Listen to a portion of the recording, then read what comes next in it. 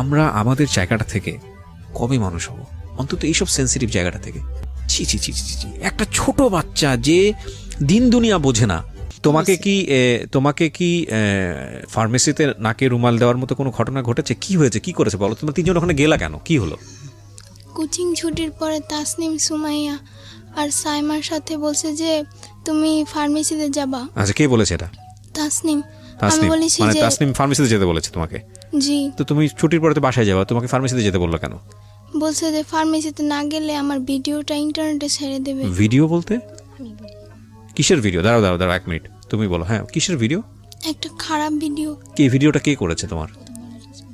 না, তোমরা কোনো হেল্প করো না, ওকে বলতে দাও না, ওকে বলবো। হ্যাঁ হ্যাঁ, ভিডিওটা তাসনিমের আম্মু করছে। কিভাবে করেছে ভিডিওটা? আপনারা কোনো কথাই বলেন না, হ্যাঁ, একদম চুপ থাকেন। হ্যাঁ, প্রথম মডেল টেস্ট পরীক্ষার।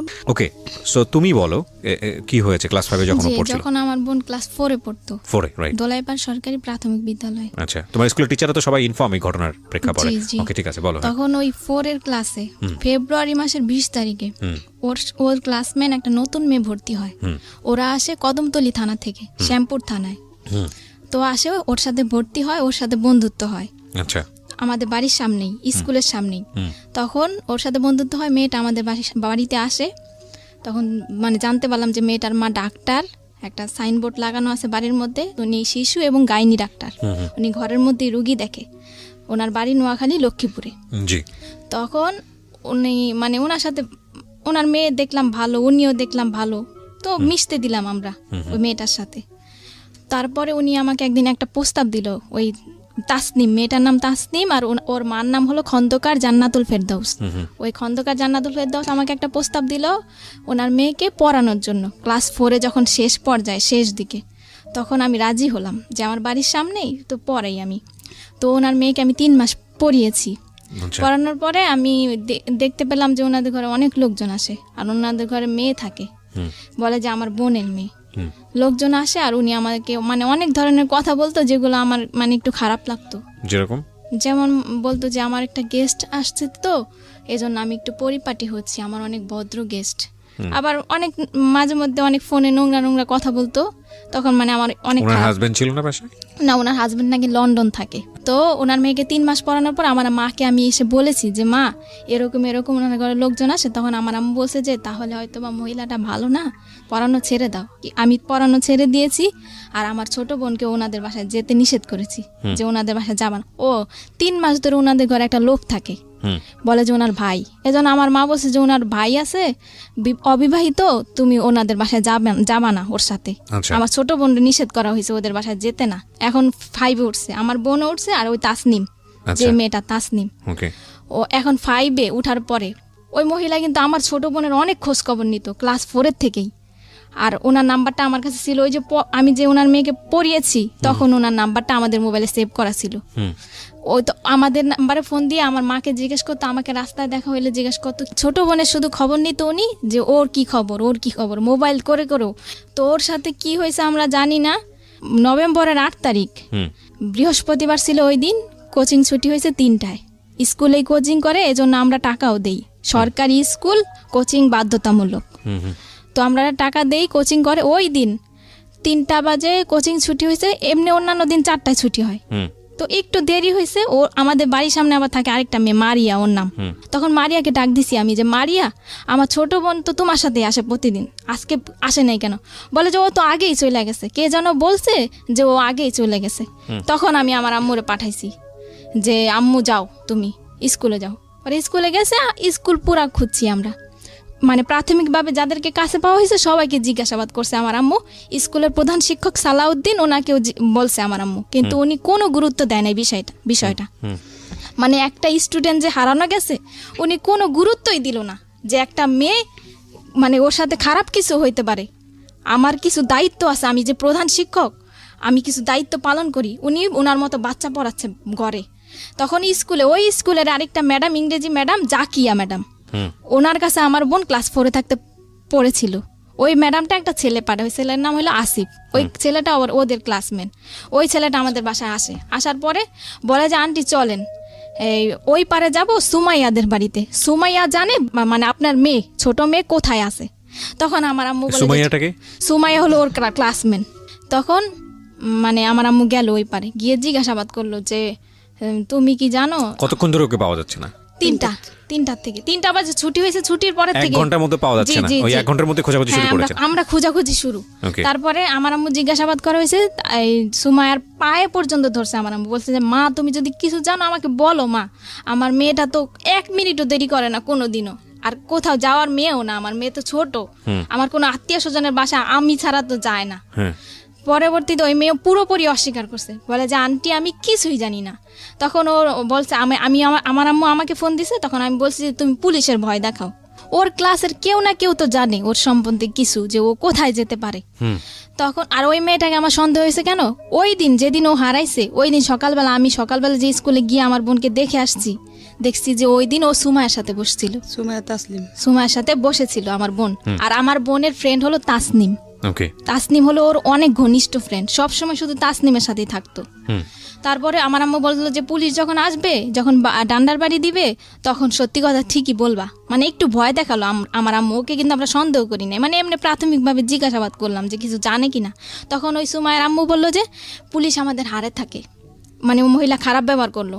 আর এর আগে তাসনিমকে কিন্তু প্রথম জিজ্ঞাসাবাদ করা হয়েছিল, আমি ভুলে গেছি তাসনিমকে, কারণ ও কিন্তু তাসনিমের সাথেই চলে। তাসনিমকে আমার মা হারানোর পরে ফোন দিছে তাসনিমের আম্মুকে, তাসনিমদের বাসায় যাওয়া হয়েছে, তাসনিমদের বাসায় তাসনিমও নাই, তাসনিমের মাও নাই। আমার আম্মু ফোন দিছে, আপা আপনি কোথায়? বলে যে আমি তো আমার মেয়ের নিয়ে সাবান ফ্যাক্টরি গলিতে রুম দেখতেছি। তারপরে উনি আসছে কিছুক্ষণ পর, আইসা আমাদের বাড়িতে আসছে উনি ওনার মেয়ের নিয়ে। আমাদের ঘরে যখন ঢুকছে ওনার মেয়ে আর উনি কিন্তু আমার মাকে কোনো সান্ত্বনা দেয় নাই, কোনো কথাও বলে নাই যে ভাবি চলেন আমরা থানায় যাই জিজি করি, কি চলেন আমরা কোনো বান্ধবীদের বাসায় খুঁজি। উনি কিন্তু কিছুই বলে নাই আমার আম্মুকে। আমার আম্মু তো নিচে পড়ে কান্না করতেছে, আর আমিও কান্না করতেছি।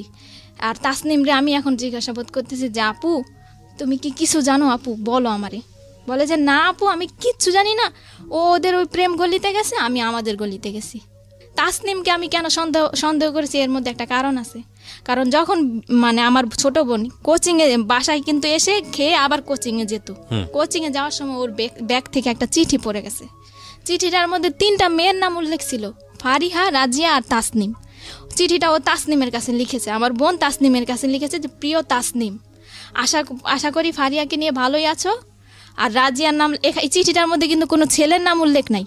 তাহলে আমরা কিভাবে সন্দেহ করি যে আমার বোন কোনো ছেলের সাথে যেতে পারে? তাসনিম কিন্তু লিখছে। তখন আমি চিঠিটার কথা গোপন রাখি, তাসনিমের কাছে বলি না যে আমি একটা চিঠি পাইছি, চিঠিটা আমি দেখাইও নাই। কিন্তু আমার পুরোপুরি সন্দেহ হয়েছে যে তাসনিমই জানে যে আমার বোন কোথায় আছে, আর তাসনিমের মাই নিছে আমার বোনকে। তখন আমি আমার মাকে আমি বলছি যে তুমি এখনই থানায় যাও, গিয়ে জিডি করো। কিন্তু আমার আম্মু থানায় যায়নি। তখন আমার আম্মু তখন কি করছে, আমার মানে আত্মীয় স্বজন সবাইকে ফোন দিছে, সবাই অলরেডি চলে আসছে। আসার পরে আমার বড় বোন মানে বড় খালার ছেলে একটা মাইক ভাড়া নিছে দোলাইপাড় ওই পারে 1 নম্বর গলি থেকে মাইক ভাড়া নিছে। ওই 1 নম্বর গলিতে কিন্তু আমার বোনটা ছিল, যেই জায়গা থেকে আমরা মাইক নিছি ওইখানেই আমার বোনটা ছিল। ওইখান থেকে কুতুবখালি 1 নম্বর গলি, 2 নম্বর গলি, ডিপটির গলি, কুতুবখালি, দোলাইপাড়, মিরাজির বাগ পুরা কিন্তু আমরা মাইক দিয়ে অ্যালাউন্স করছি। স্কুলের হেড স্যার কিন্তু কোনো পদক্ষেপ নেয় নাই, আর আমার আম্মুকে একটা ফোনও দেয় নাই, হেল্পও করে নাই। উনি কিন্তু বাচ্চাই পড়াইতেছে। স্কুল থেকে হারিয়ে গেছে, কোচিং এর থেকে স্কুলে কোচিং বাধ্যতামূলক, জি বাধ্যতামূলক, এবং কি আমরা টাকা দেই। কোচিং করতে চাইতাম না, দইরা বাইরেই তো বেত দিয়া, আমার বাচ্চা না সবার বাচ্চা। কোচিং না করলে বাচ্চাদেরকে কম নাম্বার দেওয়া হয় এবং ফেল করিয়ে দেওয়া হয় এবং বাচ্চাদের উপর টর্চার করা হয়। কি দুর্ধর্ষ, কি অমানবিক। এবং আমরা কবে আসলে এই জায়গাটা থেকে বেরোতে পারবো? না আমি আপনার বড় মেয়ের কাছ থেকে শুনতে চাই, আপনাকে আমি ফ্লোর দিব পরে আবার। হ্যাঁ বলেন। তারপরে আমার আম্মু গেল হেড স্যারের বাড়িতে। আবার হেড স্যারের বাড়িতে যাওয়ার পরে আমার আম্মু হেড স্যারের সাথে কথা বলতে চাইলো। হেড স্যারের দেখে যে বাচ্চা পড়াচ্ছে। তখন ওই মরিয়ম নামে একটা মেয়ে, ওই মেয়েটাকে আমার মা নিতে চাইলো যে মরিয়ম তুমি আমার সাথে আসো, তুমি তো চিনো তোমাদের ক্লাসের কারো না কারো বাড়ি, আমি যাব তোমাকে নিয়ে। স্যার কিন্তু ওই মেয়েটাকে দিতে রাজি হয় নাই, যে না ও যেতে পারবে না, ও পড়ছে। তখন তাসনিমের মা উনি হেড স্যারের সাথে দরজা লাগায় কি যেন বলতেছে। আমার আম্মু কিন্তু দরজা ফাঁক দিয়ে দেখছে, কিন্তু তখনও কিন্তু আমরা জানি না যে স্কুলের প্রধান শিক্ষকও জড়িত, উনিও জানে। এমনকি ওই মহিলার কাছেই তো আমার বোনটা, কিন্তু আমরা তো আর জানি না যে ওনার কাছেই আছে। তখন আমার আম্মু এসে বলল যে এরকম এরকম হেড স্যার আর তাসনিমের মা কথা বললো, আমাকে কোনো গুরুত্ব দিল না, আর আমি একটা বাচ্চা নিতে চাইলাম আমাকে তাও দেওয়া হলো না। হেড স্যার বলে যে দেখেন কোনো বান্ধবীর বাড়িতে গেছে কিনা, এটা বলছে হেড স্যার, আর কোনো গুরুত্ব দেয় না যে চলেন আমি যাই আপনাকে নিয়ে থানায়, কি আমি প্রত্যেকটা গার্জিয়ানের নাম্বারে ফোন দেই, কি আপনাকে একটা বাচ্চা দেই, আপনি যান খোঁজ করেন, কি প্রত্যেকটা গার্জিয়ান আমি ডাকাই, বাচ্চাগুলোকে আমি ডাকাই, কোনো পদক্ষেপ নেয় নাই উনি। তখন আমার আম্মু মাইক দিয়ে অ্যালাউন্স করার পর থানায় গেল, সাধারণ জিডি করলো একটা রাত্রে, তখন 10টা বাজে। সাধারণ জিডি কোন করার থানায় পর হয়েছে এটা? শ্যামপুর থানা। শ্যামপুর শ্যামপুর থানায় একটা সাধারণ জিডি করা হলো, কারো সন্দেহ করে না, মানে একটা সাধারণ হারানো একটা সাধারণ জিডি। যে আমাদের যে জিডির যে মামলার আজম, এসআই আজম, ওনাকে আমার আম্মু নিয়ে আসলো গাড়ি নিয়ে, আমার মেজো খালা আমার মা গাড়িতে নিয়ে আসলো। আমার আম্মু সন্দেহ করলো, আমি বললাম যে আমি ওই মহিলাকে সন্দেহ করছি, যে ওই মহিলার মেয়ের সাথেই চলে, ওই মহিলাই জানে, ওই মহিলার মেয়েই জানে, যদি ওনারাও না নেয় তাহলে ওনারা জানে যে ও কোথায় আছে, কোথায় গেছে। তখন ওই মহিলাকে সন্দেহ করে আমি আমার মাকে পাঠালাম, রাত্রে 2টা বাজে গাড়ি নামায় নিয়ে আসছে, মহিলার বাসায় গেছে পুলিশ নিয়ে। তারপরে ওনার মেয়েকে মানে আমরা পুলিশ নিয়ে চাপ দিলাম, আর ওই খন্দকার জান্নাতুল ফেরদাউসকে চাপ দিলাম আমরা। তখন ওই মহিলা কিন্তু স্বীকার করেনি, আর মহিলার মেয়েও স্বীকার করেনি। তখন ওনার মেয়েকে আমরা মানে সন্দেহ করলাম ওনার বোনকে, ওনার বোন আবার থাকে পান্থপথ, ওই দোলাই পারেই পান্থপথ একটা মানে একটা স্থানের নাম, ওই স্থানে থাকে আর কি। তো ওইখানে ওনার মেয়েকে মানে আমরা চাইলাম যে তোমার খালার বাসায় হয়তো বা থাকতে পারে। তখন ওনার মেয়েটাকে কিন্তু উনি একাই দিয়ে দিল, উনি কিন্তু কোনো আপত্তিকর মানে কথা বললো না যে না আমার মেয়েকে দিব না, আমি এত রাত্রে এতগুলা পুলিশের সাথে আমি কিন্তু দিব না আমার মেয়েকে। উনি কিন্তু ওনার মেয়েকে দিয়ে দিল আমার মার সাথে।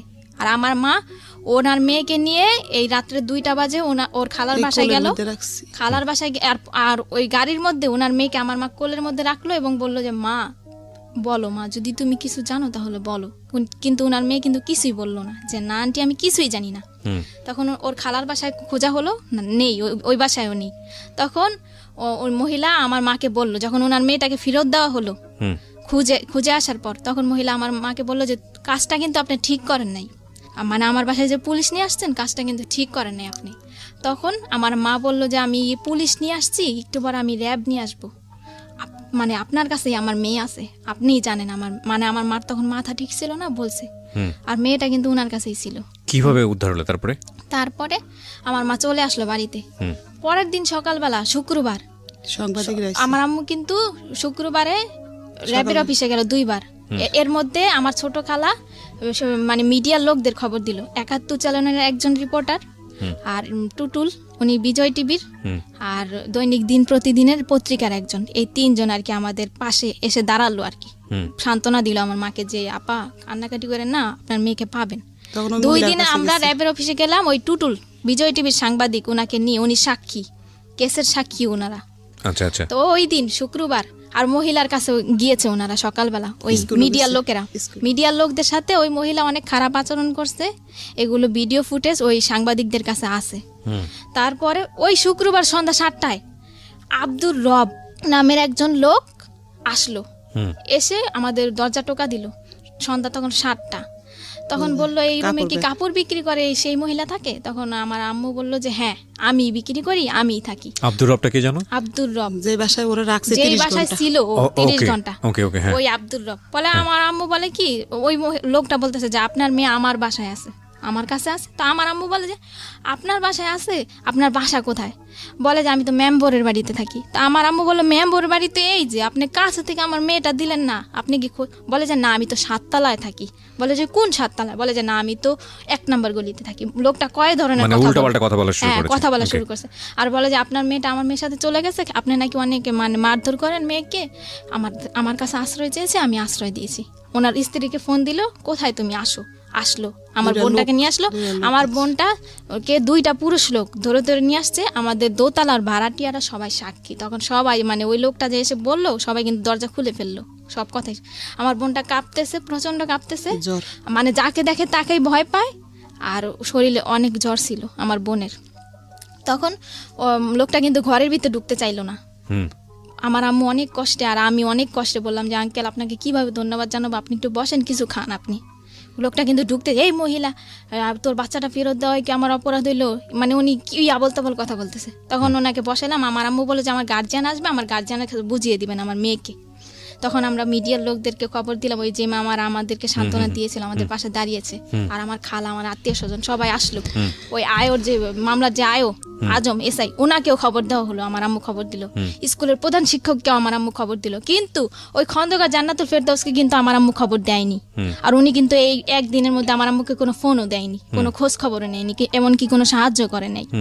ওই খন্দকার জান্নাতুল ফেরদৌস আমার বোন ঘরে ঢুকার 5 মিনিটের মধ্যে উনি এসছে 3টা মেয়ে নিয়ে। উনি কিভাবে জানলো যে আমার বোনটা ঘরে আসছে? বড় বড় 3টা মেয়ে, 3টা মেয়ে নিয়ে আসছে। 3টা মেয়ে এসে মানে আমার মার সাথে ঝগড়া শুরু করছে যে কেন আমার মা পুলিশ নিয়ে গিয়ে ওই মহিলার বাসায় খুঁজতে গেছে। তখন আজম যে কেসের যে আয়ো, উনি বলল যে আপা দেখেন, আপনার মেয়ে যদি হারানো গেত তাহলে আপনিও খুঁজতে আসছেন, ওনার মনের অবস্থাটা আপনি বুঝেন।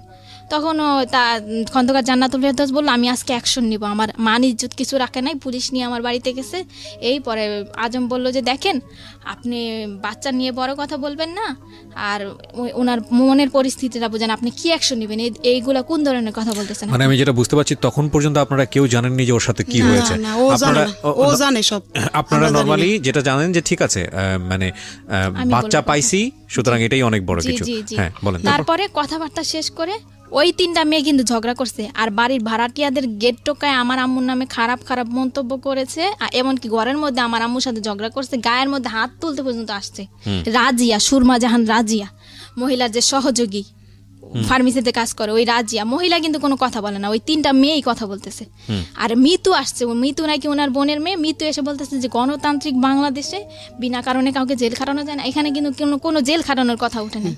ওনারা কিন্তু নিজে একটা আওয়াজ হচ্ছিল। হ্যাঁ, তারপরে কি হলো? হ্যাঁ, তারপরে ওনারা সবাই চলে গেছে, কেসের আয়ও চলে গেছে। স্কুলের প্রধান শিক্ষক আসছে এখন। আচ্ছা, প্রধান শিক্ষক এসে বলতেছে যে এই মেয়ের মা মেয়েকে অনেক অত্যাচার করে, মেয়ে আমার কাছে অনেক দিন বলছে স্কুলে, এই মেয়ের মা মেয়েকে এত অত্যাচার করছে যে মেয়ে চলে গেছে অন্যদের বাড়িতে। তখন হেড স্যার ওকে গিয়ে ধমকাচ্ছে ভিতরের রুমে, যে এই মেয়ে, মানে ওকে নাম ধরে বলতেছে যে তুই কার সাথে গেছিস। তখন ও বলছে যে তাসনিম, বলে যে কষাকার তাসনিম না খসাকার তাসনিম। এই প্রশ্নটা ওকে 3বার করা হয়েছে, ও কিন্তু বলছে যে কষাকার তাসনিম। আর হেড স্যার কিন্তু জানে যে ও তাসনিমের সাথে চলে, আর খসাকার তাসনিম নামের কোনো মেয়েই নাই। তখন ওকে ধমকানো হলো, কিন্তু আমরা কিন্তু তখন বুঝি নাই, ওকে চোখ গোড়ানি দেওয়া হয়েছে আমার সামনে, আর আমার 2 খালা, আমার নাম কবি না কিন্তু, মানে ওকে চোখ গোড়ানি দেওয়া হয়েছে, আমরা কিন্তু বুঝি নাই যে কেন ওকে চোখ গরম দিচ্ছে। স্যার চলে গেছে, সবাই চলে গেছে। তখন পত্রিকার একজন লোক ছিল, আমার ছোট খালা ছিল। তখনই আমার বোনের অবস্থা, শারীরিক অবস্থা, তখন মিডিয়ার লোকের একটা মানে একটা জবানবন্দি দিল, ওর কাছ থেকে জবানবন্দি দিল। মানে ওই মুহূর্তে ও যা বলেছে আমি তাই বলতেছি। ও বলল যে তোমার সাথে কি কি ঘটেছে। তখন ও বলছে যে তাসনিম, সাইমা, সুমাইয়া, এই 3জনই ওদের ক্লাসে পড়ে। এই 3টা মেয়ের সাথে কোচিং ছুটির পরে আমি গেছি খন্দকার জান্নাতুল ফেরদৌসের ফার্মেসিতে যাওয়ার পর মহিলা একটা রুমালের মধ্যে কি দিছে, তারপর আমার আর কিছুই মনে নেই। পরের দিন সকালবেলা আমি উঠে দেখি যে আমি আব্দুর রবের বাড়িতে, ওই যে সাইমাদের বাড়িতে। ওকে, সাইমার বাবা কিন্তু আব্দুর রব। এতটুকু আমি ওর মুখ থেকে শুনতে চাই, মানে আপনার পাশে যে আপনার বোনটা বসে আছে, ছোট বোন, ওকে একটু মাইক্রোফোনটা দেন। আচ্ছা, যদি শুধু খালি এটুকু বললেই হবে যে তুমি যে তোমার বোনের কাছ থেকে এতক্ষণ যে কথাগুলো শুনতেছিলা বা ও যেটা বললো তোমার সম্পর্কে, এটা কি সত্যি? জি। আর ওর বেলা আপনি চুপ থাকেন, আপনি আমার সাথে কথা বলতে দেন, আপনার ইন্টারপ্রেট দরকার নাই। একটা যেটা হচ্ছে যে তোমার নামটা তুমি বলিনি, হ্যাঁ, তুমি আমার সঙ্গে একটু গল্প করো। আমি অনেকক্ষণ ধরে তোমাকে অবজার্ভ করছি, তোমার মানসিক অবস্থা খুবই খারাপ, এবং তুমি ভেঙেও পড়েছো অনেকখানি। তোমাকে কি ফার্মেসিতে নাকে রুমাল দেওয়ার মতো কোনো ঘটনা ঘটেছে? কি হয়েছে, কি করেছে বলো? তোমরা 3জন ওখানে গেলা কেন, কি হলো? কোচিং ছুটির পরে তাসনিম, সুমাইয়া আর সাইমার সাথে বলছে যে তুমি ফার্মেসিতে যাবা। আচ্ছা, কে বলেছে এটা? তাসনিম। আমি বলেছি মানে যে তাসনিম ফার্মেসিতে যেতে বলেছে তোমাকে? জি। তো তুমি ছুটির পরে তো বাসায় যাবা, তোমাকে ফার্মেসিতে যেতে বললো কেন? বলছে যে ফার্মেসিতে না গেলে আমার ভিডিওটা ইন্টারনেটে ছেড়ে দেবে। ভিডিও বলতে কিসের ভিডিও? দাঁড়াও 1 মিনিট, তুমি বলো। হ্যাঁ, কিসের ভিডিও? একটা খারাপ ভিডিও। কি ভিডিওটা কে করেছে তোমার? না, তোমরা কোনো হেল্প করো না, ওকে বলতে দাও না, ওকে বলবো। হ্যাঁ, ভিডিওটা তাসনিমের আম্মু করছে। কিভাবে করেছে ভিডিওটা? আপনারা কোনো কথাই বলেন না, হ্যাঁ, একদম চুপ থাকেন। হ্যাঁ, প্রথম মডেল টেস্ট পরীক্ষার তখন এরকম কয়েকদিন হয়েছে। আর ওই যে ও যে খাবারটা খাইলে যে মাথা ঘুরাইতো, কিছুই মনে থাকতো না। তারপরে যখন ওর জ্ঞান ফিরে আসে তখন তাসনিম বলতে যে চলো চলো স্কুলে যাই। ও ওরে কিন্তু বলতে ওর দাও। মধ্যে 4 দিন দেখছে স্কুলের প্রধান ওরে কও, শিক্ষককে ওরে কও বলতে। তাসনিমকে, ও বলতে পারে না গুছিয়ে, আপনি তো বুঝতেই পারছেন। না না না, আমি এখানে একটা কথা বলি, গুছিয়ে না বল, আমাকে একটু চেষ্টা করতে দেন। আপনারা দুজন মিলে যেভাবে ইন্টারাপ্ট করছেন তাতে তো গল্প বলতে দেবেন, আপনারা একটা শব্দও করবেন না, ওকে? দুজন মিলে একটা শব্দ করবেন না, আমি একটু ওর সঙ্গে কথা বলি প্লিজ। আমি বুঝতে পারছি আপনারা দুজনেই খুবই উত্তেজিত, এবং যে ঘটনা ঘটেছে সেটা সেই জায়গাটা থেকে আসলে আপনারা প্রত্যেকেই হয়তো চাচ্ছেন যে প্রত্যেকটা ঘটনা এখানে পুঙ্খানুপুঙ্খভাবে সবাই জানুক। আপনারা চাচ্ছেন এটা, আমি দুজনেই চাচ্ছেন। তো তাহলে বিষয়টা আমার উপরে ছেড়ে দেন। হ্যাঁ যান, আপনি আমার উপরে ছেড়ে দেন, আমি ওকে ওর সাথে কথা বলে যতটুকু পারি আমি ওর সাথে একটু জানার চেষ্টা করি। মাইক্রোফোনটার সামনে দেন। হ্যাঁ, এই যে তোমাকে যেটা খাওয়াতো, চানাচুর বা যেটা বলো বিস্কিট বা যেটাই বলো না কেন, এটা খাওয়ানোর পরে তুমি জানতা না যে কি হচ্ছে তোমার সঙ্গে, তাই কি? জি। আচ্ছা, এই ভিডিওটা তোমাকে দেখিয়েছিল কবে? মানে 15 দিন আগে হারানোর 15 দিন আগে। 15 দিন আগে দেখে কি বলেছিল? বলেছিল এটা যদি কারো কাছে বলো তাহলে ইন্টারনেটে ছেড়ে দিব। তুমি তাহলে বুঝতে পারছিলা যে তোমার সঙ্গে কি হচ্ছিল? জি। তারপর আর ওদের বাসায় যাইনি 15 দিন। কি? ও ওকে, মানে এটা কি তোমার সঙ্গে এরকম রেগুলারই হতো? 2-1 হয়েছে নাকি একবার হয়েছে? এই ভিডিওটা করার সময় শুধু একটাই হয়েছে নাকি এর আগেও এরকম কন্টিনিউ করতো ওরা এই কাজগুলা? সেটা আমি জানি না আমার সাথে কি হতো, কিন্তু ভিডিওটা দেখার পরে বুঝতে পারছি আমি কিছু একটা হতো তোমার সঙ্গে। জি। এবং এটা দেখার পরে তুমি ছেড়ে দিয়েছো যে তুমি আর ওদের বাসায় যাও নাই? জি। আর আচ্ছা। ওই বাসায় আমি হেড স্যারকে 4 দিন দেখছি, আমাদের স্কুলের প্রধান শিক্ষককে। 2 না, দিন আপনারা কেন কথা বলতেছেন? আপনারা কথা বলতে তাহলে তার বড় দরকার নেই এখানে। আপনি তোর সঙ্গে কথা বলতেছি না, আপনারা কেন? আপনারা কি উত্তেজিত অনেক বেশি? আমাকে একটু ফ্লোর দেন না, আমি কথা বলি প্লিজ। কেউই কোনো কথা বলবেন না, আমার যেটা জানার দরকার সেটা আমি ওর কাছ থেকে বের করে নিব, ঠিক আছে? ওকে, হ্যাঁ বলো, তুমি বলো, তুমি তোমার মতো করে বলো না, যা হয়েছে হয়েছে বলো। হ্যাঁ, কি হয়েছে বলো। হেড স্যারকে আমি 4 দিন দেখছি। 2 দিন দেখছি ওনাদের বাসায় হাসাহাসি করতেছে তাসনিমের আম্মুর সাথে, আর 2 দিন দেখছি গোসল করতে। হেড স্যারকে গোসল করতে দেখেছো ওই বাসাতে? জি। আচ্ছা, তো তুমি যখন এই ধরনের একটা ঘটনা তুমি ওই বাসার মধ্যে, তুমি তো বুঝতে পারছিলে যে কিছু একটা হচ্ছে যেটা হওয়া উচিত না, তাই না? কিছু কি বুঝতে পারতেছিলা যে কিছু একটা হচ্ছে? হেড স্যারকে তো এই বাসায় দেখার কথা না, তুমি কি বুঝতে পারতেছিলা বিষয়টা? নাকি মনে হচ্ছিল যে ঠিক আছে দেখছি, ঠিক আছে? তোমার মনে হয়নি যে এই বিষয়গুলো গিয়ে বাবা মার সঙ্গে কথা বলি, মাকে জানাই বা আমার বড় বোনকে জানাই, এটা মনে হয় নাই? কি মনে হয়েছে যে জানালে কোনো সমস্যা হতে পারে, বা ওদেরকে জানালে বকাঝকা করতে পারে, মার দিতে পারে, এরকম কিছু কি? না, তাহলে জানাওনি কেন? আমি মানে আর কি আমার অনেক চাপ ছিল। কি ধরনের চাপ বলো তো? তোমার মা যদি তোমাকে বকাঝকা করে এটা বলতে কোনো সমস্যা নাই, পৃথিবীর সব মাই তার বাচ্চাদেরকে শাসন করে, টেনশন করার কোনো কারণ নাই, ঠিক আছে? তুমি আমাকে দিল খুলে বলো, হ্যাঁ মন খুলে বলো, কি হয়েছে তোমার সঙ্গে, কিসের চাপ ছিল? আমি সকালে 9টার দিকে স্কুলে যেতাম, স্কুলে ক্লাস করে 2টা বাজে ছুটি দিত। জি।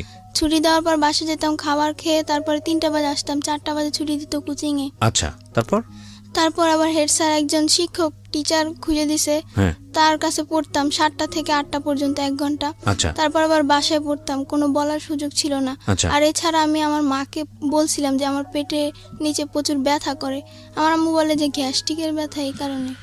তার মানে তোমার সঙ্গে যখন এই ঘটনাগুলো ঘটতেছিল, যখন তুমি বুঝো না বিষয়টা, তখন তুমি বাসায় বলেছো যে তোমার এটা ব্যথা করে, কিন্তু তোমার মা এই জিনিসটাকে বেশি আমলে নেয়নি, তাই কি? জি। আচ্ছা, তারপর কি হলো? ঠিক আছে, গ্যাস্ট্রিকের ব্যথা, কোনো ট্যাবলেট দিয়েছিল? হ্যাঁ, গ্যাস্ট্রিকের ট্যাবলেট দিয়েছিল, বলেছিল এটা খেলে হয়তো তোমার ব্যথা সেরে যাবে। আচ্ছা, তারপরেও ব্যথা সারেনি, প্রচুর ব্যথা করতো। তুমি কি কখনো এরকম কোনো কিছু দেখেছো? মানে আমি তোমাকে এই জিনিসটা জিজ্ঞেস করছি যেটা আমার জায়গা থেকে 100% ক্লিয়ার হওয়ার জন্য, কারণ আমি জানি এরপরে তোমাকে পুলিশে জেরাতে নেওয়া হয়েছে, সেখানেও অভিজ্ঞতা ভালো না তোমাদের, আমি গল্পটা জানি, যে কারণে আমি একটু আমার জায়গা থেকে একটু বিষয়টা ক্লিয়ার করতে চাই। তুমি কি কখনো এমন কোনো বিষয় দেখেছো তোমার শারীরিকভাবে যেটা তোমার কাছে খুব অস্বাভাবিক মনে হয়েছে, ভয়ঙ্কর মনে হয়েছে? এরকম কোনো বিষয় কি তুমি দেখেছো কখনো, নিজে থেকে অবজার্ভ করেছো কখনো? না। এরকম কোনো কিছু অবজার্ভ করনি। এখানে একটা নোটিস করার মতো বিষয় আছে প্রিয় শ্রোতা, সেটা হলো যে যাকে ওনারা অ্যাকিউজ করছেন, আমি কিন্তু আবারও বলেছি, অনুষ্ঠানের শুরুতেই বলেছি, এটা এখন পর্যন্ত প্রমাণিত না, যাকে ওনারা অ্যাকিউজ করেছেন তিনি একজন ডক্টর ছিলেন, তথাকথিত ডক্টর, যেটাই বলি না কেন, কোনো পত্রিকার রিপোর্ট এসছে উনি একজন ভুয়া ডাক্তার, তো ইনি একজন ফার্মাসিস্ট ছিলেন, যাই থাকুক না কেন। সুতরাং এই ধরনের বিষয়গুলো সম্পর্কে ওনার মোটামুটি একটা ভালো দখল ছিল। তো তোমাকে ভিডিও দেখানোর ভয় দেখাচ্ছে 15 দিন আগে, এই ভয়টা ওরা কেন দেখিয়েছে সেটা আমি জানি না। না, কিন্তু তোমাকে ভয় দেখালে তো কোনো একটা কারণে দেখাতে হবে। আজ তুমি ওদের বাধ্য ছিল না বা কিছু? তোমার বড় বোনের বোধহয় বলতে চাচ্ছে, কিসের কারণে ভয়? মানে ভিডিওটা কেন দেখাইছে, যে ওই তাসনিমকে প্রশ্ন করছে যে তোমাদের বাড়ি খাবার খেলে আমার কেন এমন লাগে, হ্যাঁ, তখন কিন্তু ও বলছে যে তোমাদের বাসা আমি আর যাব না। আচ্ছা, এই না বলছে যে যাবে না, এজন্য ওকে ফার্মেসিতে ডেকে নিয়ে ভিডিওটা দেখাইছে আর বলছে যে তুমি আমাদের কথা শুনতে বাধ্য। ও তার মানে বিষয়টা হচ্ছে এরকম যে ও যদি বাসায় না যায় তাহলে আলটিমেটলি এই ভিডিওটা পাবলিশ করে দেবে বা এরকম কিছু একটা করেছে। আর যদি তোমার পরিবারের কারো কাছে বলো তাহলে তোমাকে টুকরা টুকরা করে পাচার করবে, এটা ওর কাছ থেকে জেনেছি আমরা ওকে পাওয়ার পরে। আচ্ছা, এর আগে কিন্তু ও আমাদের বলে নাই। তার মানে এই জিনিসটা খুব প্ল্যান ছিল আপনাদের কথা অনুযায়ী এবং এটা অনেক দিন ধরে ওর সঙ্গে হয়েছে। জি। সো নোটিশ করেছে আপনাদের বাসাতে যে আমার তলপেটে ব্যথা করছে, যেটা খুব জি, আমি স্বাভাবিকভাবে আমরা বলতাম যে তুমি হাত ধোও না আর তুমি পানি খাও না, এজন্য তোমার পেটে ব্যথা কম করে। খাইতো। আর প্রচন্ড পেটে ব্যথায় কান্না করতো। আজকে খেয়াল রাখেন এই সেন্টেন্সগুলা, এই বিষয়গুলা। প্রিয় শ্রোতা, আমি বারবার আপনাদেরকে বলছি যে আমি বহুবার রেডিওতে বহুবার এই জিনিসগুলো খুব ডেডলি, খুব সাহসের সঙ্গে উপস্থাপন করেছি। আমি জানি না বাংলাদেশে কোনো গণমাধ্যমে এতটা মানে ডেডলি কোনো সোশ্যাল ইস্যু, কোনো ফ্যামিলি ইস্যু কখনো আসে কিনা। আমি সেজন্য সমালোচিত হয়েছি বিভিন্ন জায়গাতে, সোশ্যাল মিডিয়াতে অনেক উল্টাপাল্টা কথাও বলা হয় আমাকে নিয়ে। আমি বাট সেটার জন্য আমার কোনো কনসার্ন নেই। বাট আমি আপনাদেরকে বলি যে শিশু যৌন নির্যাতন বা সেক্সুয়াল অ্যাবিউজ, এটার যে মানে রেট কতটা ভয়াবহ সারা দুনিয়াতে, বাংলাদেশে তো অবশ্যই। কোনো শিশু যদি কোনো পার্টিকুলার বিষয় নিয়ে কোনো কথা বলে, শরীরের কোনো একটা পার্টিকুলার বিষয় নিয়ে, সেটাকে এই যে ওনারা যেভাবে মানে উড়িয়ে দিয়েছেন যে ঠিক আছে তুমি হাত ধো না সেজন্য তলপেট ব্যথা করে, তুমি ঠিকমতো খাওয়া দাওয়া করো না, তোমার গ্যাসের প্রবলেম।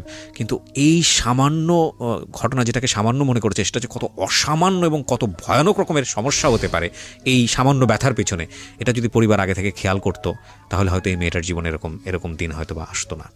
আমি একটু সামনের দিকে আরেকটু আগাতে চাই। তো তুমি বলো, ওকে দেন, ফার্মেসিতে নিয়ে যাওয়ার পরে তোমার কি মনে আছে যতক্ষণ পর্যন্ত তোমার সেন্স ছিল কি করা হয়েছে তোমার সঙ্গে একটু বলো তো? ওই রুমাল ধরা পর্যন্ত কি কথাবার্তা হচ্ছিল তোমার সঙ্গে? একটা হলো তোমাকে ভিডিও দেখালো, ভয় টয় দেখায় তোমাকে ফার্মেসিতে নিল, তো ফার্মেসিতে যাওয়ার পরে তোমার সাথে কি কথাবার্তা হচ্ছিল যতটুকু তোমার মনে আছে সেন্স হারানোর আগ পর্যন্ত? ওকে দেন। আমরা 3 বান্ধবী মিলে ফাইজলামি করতেছিলাম। আন্টি কি যেন একটা করতেছিল, রাজিয়া জাহান সুরমা যে ওদের ফার্মেসিতে কাজ করে মেয়েটা, ওই মেয়েটার সাথে উনি কথা বলতেছিল।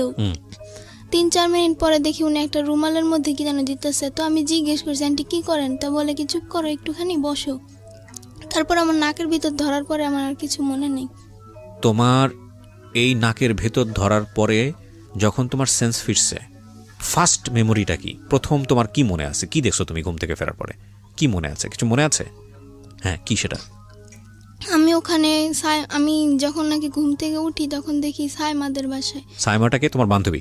জি। আচ্ছা, হ্যাঁ, সাইমাদের বাসায়। হ্যাঁ, ওখানে ওর বাবাকে দেখছি, ওর আর একটা লোককে দেখছি, আর একটা মেয়েকে দেখছি, হ্যাঁ, আর ওর মাকে দেখছি। হ্যাঁ। তো আমি সাইমাকে জিজ্ঞেস করছি যে আমি এখানে কেন, আমি তো ফার্মেসিতে থাকার কথা। রাইট। তো বলে যে চুপ করে থাকো, পরেরটা পরে বোঝা যাবে। অনেকবার জিজ্ঞেস করছি, আমাকে ধমক মাইরা চুপ করা দিছে। এই সাইমাটা কি তোমার বয়সী ছিল? জি। ও কোন ক্লাসে পড়তো? 5। একই ক্লাসমেট তোমার? জি। আমি অবাক হচ্ছি প্রিয় শ্রোতা, নাথিং টু সে। আমি ফ্লোর দিব, তবে তার আগে আমাকে একটা বিরতি নিতে হবে। আপনারা সবই ফেসবুকে দেখতে পাচ্ছেন, আমরা স্টুডিও থেকে আছি ফেসবুক লাইভে। বাট আমি বারবার আপনাদেরকে বলছি, এটা একটা অমীমাংসিত সত্য। আমরা সত্য মিথ্যা আপনাদের উপরেই ছেড়ে দিয়েছি। এটা এই মামলাটি কোর্টে জাজমেন্ট অবস্থায় রয়েছে। ওনারা যে বক্তব্য দিচ্ছেন সেটা আমরা জাস্টিফাই করব না, সেটা জাস্টিফাই করার দায়িত্ব হচ্ছে কোর্টের। কতটুকু সত্য বলছেন, কতটুকু মিথ্যা বলছেন, সেটা পুলিশ ইনভেস্টিগেট করবে এবং কোর্ট সেখান থেকে রায় দেবে। শেষ পর্যন্ত কোর্ট যে রায় দেয় সেটার প্রতি আমাদের আস্থা আছে। কিন্তু আমরা এটাকে উপস্থাপন করতে চাই আমাদের সামাজিক যে লেসন বা আমাদের এইরকম ঘটনা থেকে আমাদের নিজেদের যে একটু সতর্ক হওয়া, সেই জায়গাটি থেকে আমরা অবশ্যই আস্থা রাখতে চাই মহামান্য বিচারকের উপর, আমরা আস্থা রাখতে চাই মহামান্য কোর্টের উপর। আমরা এটাকে একটা এভিডেন্ট হিসেবে উপস্থাপন করছি না, আমরা কাউকে এখানে অ্যাকিউজ করছি না। ওরা যা বলছে সেটা যে 100% সত্য সেটাও আমরা দাবি করছি না।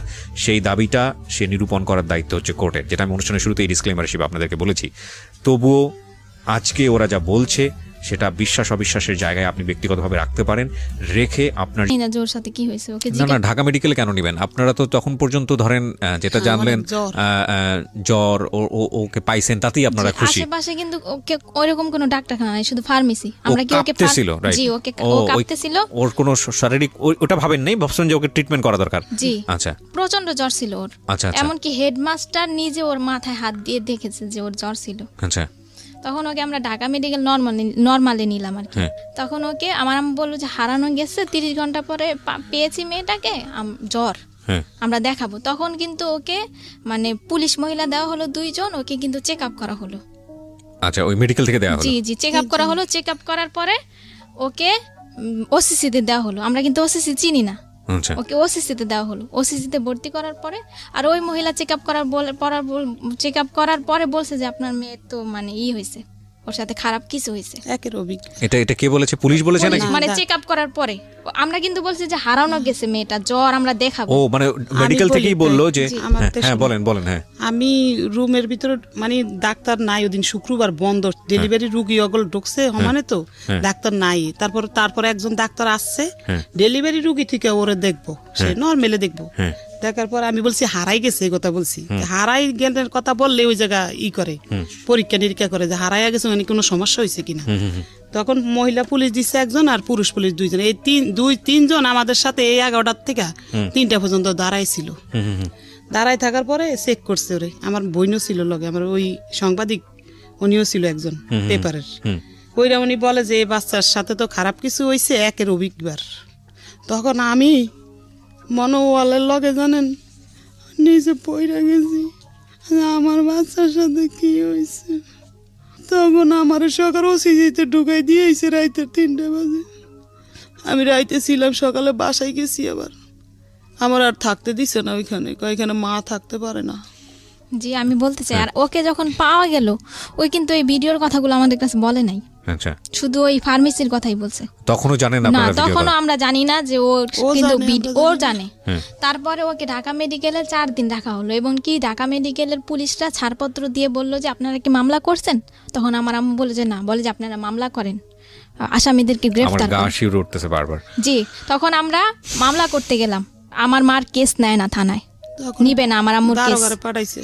কি করেছে আপনাকে থানা থেকে বলেন তো? থানায় আমার মামলা নেয় না, হ্যাঁ কয় কি মেডিকেলের রিপোর্ট যাব না আসবো, এবার তো আমরা মামলা করতে পারব না। আচ্ছা তখন ওই সাংবাদিক করে ফোন দিছি, ওরা গেছে বরং মামলা লইব। অন কি করবো, আইওরে পাঠাইছে মেডিকেল, আইও যায়া মোবাইলে মাইয়ার জবানবন্দি নিয়ে আসছে, তারপর মামলা করছে। মানে আয়ু সহযোগিতা করছে? হ্যাঁ, আইও মেডিকেল পাঠাইছে ওসি। আচ্ছা যায়া মেডিকেল থেকে না, ওনাদের কিছু ফর্মালিটিস আছে সেটা মেইনটেইন করতে হবে। ওইটা কইতে পারে নাই, ভিডিওর গুলা বলতে পারে নাই, পরে অসুস্থ ছিল। আচ্ছা বলছে আমি ওই না সানবারে গেছি, তারপরে দেখি সাইমাকে বাসা, এইটুকু পর্যন্ত বলতে পারছে। হ্যাঁ তারপরে আইও আইনা ওসির কাছে দিছে, ওসি গ্লেস লেখছে, আসামি ধরছি আনছি থানায়। হ্যাঁ ওই সুমায়ার মারে ধরাই নেই। হ্যাঁ সুমায়ার মা যে এই লোক জড়িত আমরা জানি না। তো আপনি আসামি কাকে মনে করেন? আরেকটা আসামি কথা আমি ওই বলতে চাই। ডাক্তারের বেডি, তাসলিমের আম্মু ডাক্তার, হ্যাঁ তার সহকর্মী, ওই যে ভিডিও রেকর্ডিং করছে যে মায়ের, আর যে আব্দুল রবের বাসায় বই আবার ঘটনা হয়েছে ওর সাথে খারাপ কিছু, হ্যাঁ, আব্দুল রবরে ধরাইছি। আচ্ছা, 3 জন আসামিকে আপনি মামলা ধরে নিয়ে এসে পরে মামলা হয়েছে না, নাকি? মামলা করার পরে গাড়ি দিছে, নিয়ে আসছে। মামলার এজাহারটা আমার কাছে আছে, আপনারা নিয়ে এসেছেন, আমি একটু ফটোকপি আছে আমার কাছে। প্রিয় শ্রোতা, আমি খুব কিছু অল্প অংশ আপনাদেরকে একটু শোনাতে চাই। আমার মনে হয় যেটা পত্রিকার রিপোর্টটা কি কবে হয়েছে? মামলা হওয়ার পরে হয়েছে? মামলা হওয়ার পরে হয়েছে। কোড উড়াইছে যেদিন এদিন। আচ্ছা, তাহলে আমি একটা কাজ করি, আমি বরং পত্রিকার রিপোর্টটাই আপনাদের একটু পড়ে শোনাই, তাহলে আপনারা বুঝতে পারবেন যে কি ঘটনা ঘটেছে এবং ঘটতে চলেছে। এটা হচ্ছে একটা স্থানীয় পত্রিকা, আমি যদি ভুল না করে থাকি দৈনিক আলোর জগৎ, আমার আইডিয়া নেই পত্রিকা সম্পর্কে। এটা হচ্ছে 15ই নভেম্বর 2018 এই পত্রিকায় যেটা এসছে, টাইটেলটা ছিল এরকম যে রাজধানীর শ্যামপুরে ধর্ষণ মামলায় ভুয়া ডাক্তার সহ 3 জন গ্রেপ্তার। রাজধানীর শ্যামপুর থানাধীন ধোলাইপাড় সরকারি প্রাথমিক বিদ্যালয়ের 5ম শ্রেণীর এক ছাত্রীকে ধর্ষণের অভিযোগে 3 জনকে আটক করেছে পুলিশ। বাদী সালমা আক্তার 40, যিনি আজকে আমার সঙ্গে স্টুডিওতে আছেন, ইনি জানিয়েছেন গত 8ই নভেম্বর বৃহস্পতিবার আইরিন ব্র্যাকেটে ছদ্মনাম, আপনি আপনার মেয়ের নাম এখানে ব্র্যাকেটে ছদ্মনাম ব্যবহার করেছেন, আমরা নিজেরা নাম উচ্চারণও করিনি আজকে এখানে। স্কুল কোচিং শেষ হয় বিকাল 3টায়, কিন্তু তার মেয়ে বাসায় না ফিরলে সে স্কুলে যায় এবং স্কুল বন্ধ থেকে প্রধান শিক্ষককে ফোন দেন এবং স্কুল সহ পরিচিত লোকজন ও আত্মীয় স্বজনদের কাছে খবর নেন। এক পর্যায়ে এলাকার মাইকিং করলে কোনো খবর না পেয়ে শ্যামপুর থানায় একটি সাধারণ ডায়েরি করেন, তার নম্বর হচ্ছে 341, তারিখ হচ্ছে 8/11/2018। পরদিন শুক্রবার সন্ধ্যা আনুমানিক 7টায় তারা জানতে পারেন তাদের মেয়ে মামলায় অভিযুক্ত আটককৃত আসামি আব্দুর রবের বাসায় আছে। তৎক্ষণাৎ তারা আব্দুর রবের বাসা থেকে অচেতন অবস্থায় তার মেয়ে আইরিনকে উদ্ধার করে তাদের বাসায় নিয়ে আসে। তাদের মেয়েকে পাওয়া গেছে শুনতে পেয়ে স্কুলের প্রধান শিক্ষক, জিডির তদন্ত কর্মকর্তা সাব ইন্সপেক্টর মোহাম্মদ, নামটা এখানে কেন আসেনি, আচ্ছা ঠিক আছে, সাংবাদিকরা উপস্থিত হন, কিন্তু আইরিনের কোনো হুঁশ না থাকায় কি হয়েছিল সেটা জানা যায়নি। এক সময় রাত আনুমানিক 9টায় হুঁশ ফিরলে সে জানায় স্কুল কোচিং শেষে মামলার আটককৃত আসামি খন্দকার জান্নাতুল ফেরদৌসের স্কয়ার হেলথ কেয়ার ফার্মেসিতে গেলে, এই ফার্মাসির নাম কি স্কয়ার হেলথ কেয়ার, আচ্ছা স্কয়ার হেলথ কেয়ার ফার্মাসিতে গেলে তার মুখ অচেতন নাশক ঔষধ মাখায় এবং এরপর তার আর কিছু মনে নেই। পরদিন শুক্রবার কেন সে আব্দুর রবের বাসায় গেল তা সে জানে না। একথা শুনে তার পরিবার রাতে ঢাকা মেডিকেল কলেজ হাসপাতালে ভর্তি করলে মেয়ের শারীরিক অবস্থা খারাপ দেখে ওসিসিতে ভর্তি করা হয়। পরে আইরিনের মা সালমা বেগম রবিবার রাতে শ্যামপুর থানায় একটি মামলা দায়ের করলে গোপন সংবাদের ভিত্তিতে পুলিশ রবিবার রাতে 3 জনকে আটক করে পরদিন সোমবার 5 দিনের রিমান্ড চেয়ে আদালতে সোপর্দ করেন। এরপরেরটুকু আমার সংবাদে আর নাই, কিন্তু এখানে আমি অবশ্যই ধন্যবাদ দিব আইন প্রয়োগকারী সংস্থা, বিশেষ করে পুলিশকে। এটা সত্যি আমি যখন এই ধরনের কোনো অ্যাক্টিভিটিস দেখি আমার খুব ভালো লাগে, আমার খুব গর্ব করতে ইচ্ছে করে। I am really proud because police এই সব জায়গাগুলোতে খুব সেন্সিটিভ। সেটা হচ্ছে যে আমরা জানি যে ওনাদেরকে সোপর্দ করার পরে ওনাদেরকে আবার আদালতে হাজিরও করা হয়েছে জামিনের জন্য, কিন্তু পুলিশ স্বেচ্ছায় যেটা করেছে যে ওনাদেরকে যাতে জামিন না করা হয় সেটার একটা ব্যবস্থা করেছে, এবং আমি যতদূর জানি ওনারা এখনও জেলে আছে, আমি যদি ভুল না করে থাকি। ঠিক, সো সেটার লেটারও আমি দেখতে পাচ্ছি এখানে আপনারা পুলিশ স্বেচ্ছায় এই এটা করেছে। কারণ আপনাদের তো উকিল ধরতে হতো, আপনারা কি উকিল ধরেছিলেন? দর্শি উকিল আছে আমার আছে, তো ঠিক আছে, 3 জনকে ধরে নিয়ে গেল। আমি সময় পেলে আরও কিছু ডকুমেন্টস আমি আমার শ্রোতা যারা আছেন তাদেরকে পড়ে শোনাবো। হ্যাঁ। মামলা করার পরে মানে থানার লোকেরা জিজ্ঞাসাবাদ করলো আমার বোনকে, আমার মাকে। ওসি বলল যে সবে তো মাত্র থাকা শুরু, এখানে আরো কত থাকতে হবে।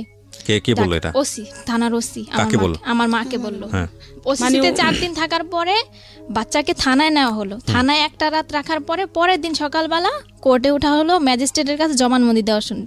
তখন কিন্তু আমার বোন ভিডিওর কথাটা বললো ম্যাজিস্ট্রেটের কাছে জবানবন্দি দেওয়ার আগে। আচ্ছা, আর এর যে 4 দিন যে আমার বোন ঢাকা মেডিকেলে ছিল ওইখানে কিন্তু আমাদের বেশি থাকতে দেওয়া হয় নাই, ওর সাথে কথাও বলতে দেওয়া হয় নাই, আর ও আমাদেরকে বলেও না। আর ঠিক আছে, ওখানে ফর্মালিটিস আছে, তোমার বোন তো বলেছে। তখন কিন্তু বলেছে ভিডিওর কথা, তখন আমরা বলছি যে তোমার বেশি কথা ওর সাথে বলি না, বলছি তোমার সাথে যা যা অন্যায় হয়েছে, তোমার সাথে যা হয়েছে খারাপ হয়েছে, তোমার সাথে যা যা হয়েছে তুমি সব বলবা।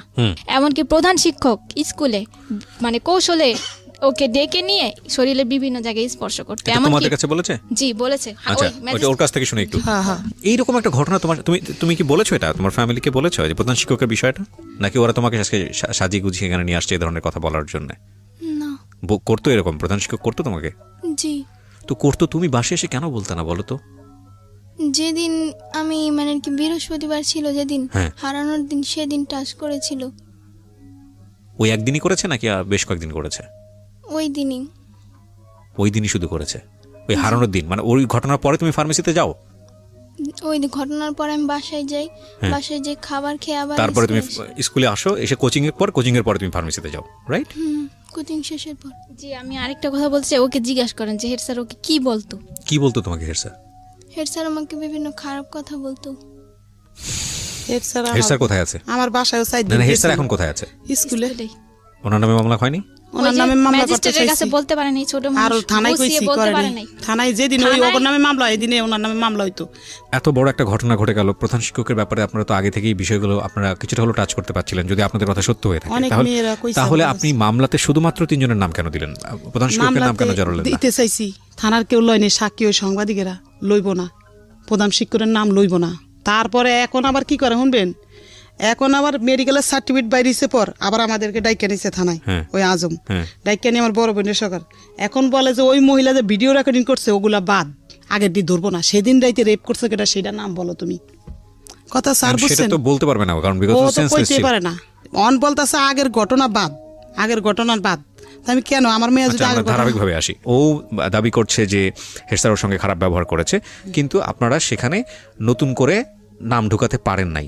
কিন্তু আপনারা কি জানেন, আপনারা যে লয়ারকে ধরছেন সেটা হচ্ছে যে এই মামলার চার্জশিট কি দেওয়া হয়েছে? মামলার চার্জশিট দেওয়া হয়নি। কোন লয়ারের নাম্বার আছে আপনার কাছে? ওকে, লয়ারের সঙ্গে আমরা কথা বলছি। আচ্ছা, এই লয়ার আপনার এই বিষয়টা ডিল করছে। ওকে, আমরা লয়ারের সঙ্গে কথা বলছি। প্রিয় শ্রোতা, আপনারা স্ট্যান্ড বাই থাকুন। আমাদের এই লয়ার বিষয়টি নিয়ে কতটুকু ইনভলভ বা আদৌ তিনি আমাদের সঙ্গে কথা বলতে চান কিনা সেটা আমরা একটু আপনাদের সঙ্গে ইনভলভ করাচ্ছি।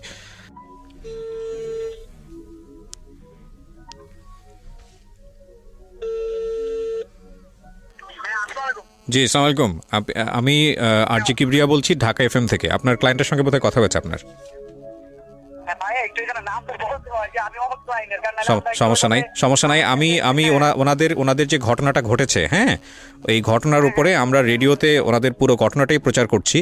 তো এটা এখানে আমাদের মনে হলো যে আপনি যেহেতু ওনার ঘটনার লয়ার, ওনার মেয়ের সাথে যে ঘটনাটা ঘটেছে আপনার সঙ্গে একটু কথা বলা দরকার, এই কারণেই আপনাকে ফোন দেয়া। তো আপনি কি কারি লিয়াকত বলছেন?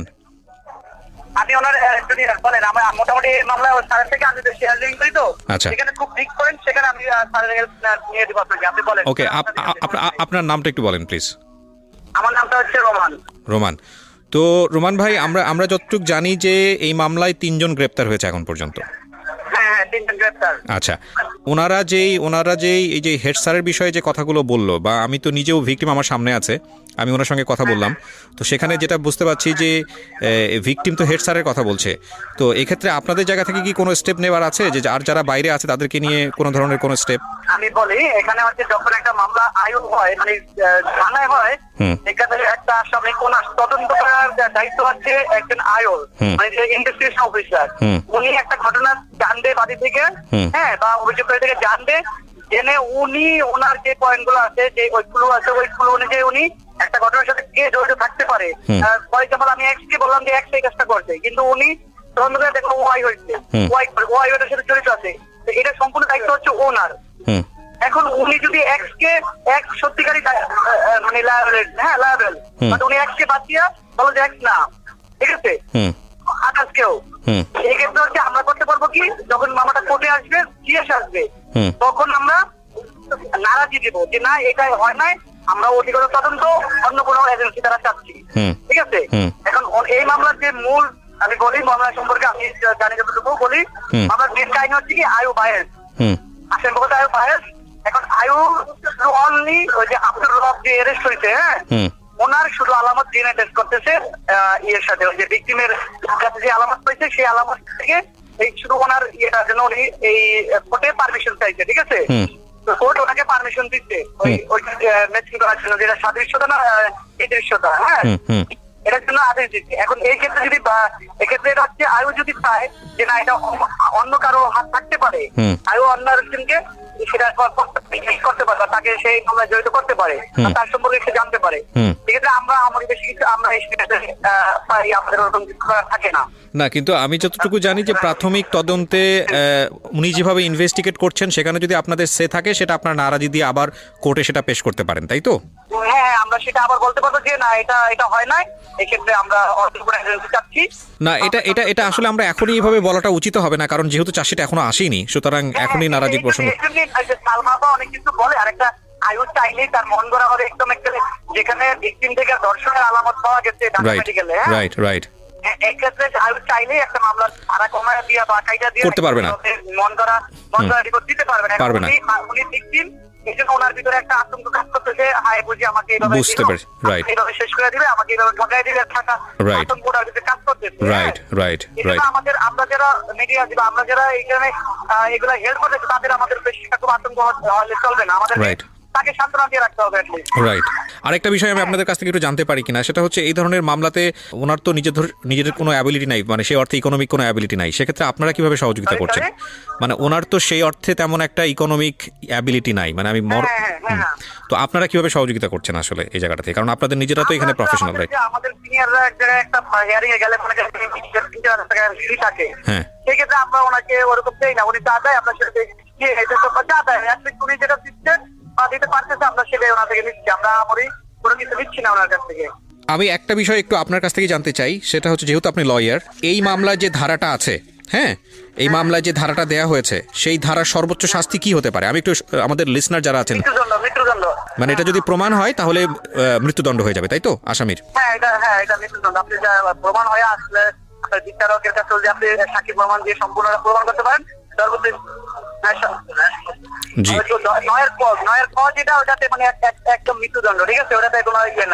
ঠিক আছে Romel, thank you so much আমাদেরকে সময় দেওয়ার জন্য, থ্যাংক ইউ।